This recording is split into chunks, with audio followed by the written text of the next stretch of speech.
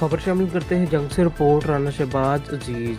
Inspector general of police Punjab के vision के मुताबिक पुलिस अफसरान को मरहला वार तفتیشی और मेडिकल बिलों की तकसीम के हवाला से DPO captain retired Bilal Iftikhar Kiani ने मजमूई तौर पर 14 लाख से जायद रकम के चेक तकसीम किए।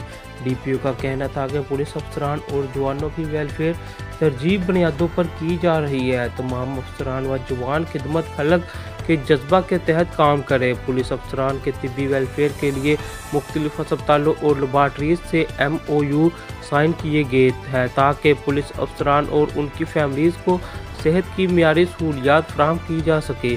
डीपीओ का मजीद कहना था कि शहरियों को इंसाफ की फराहमी के लिए तफ्तीश मुकदमात में मेरिट और सूरत यकीनी बनाया जाए।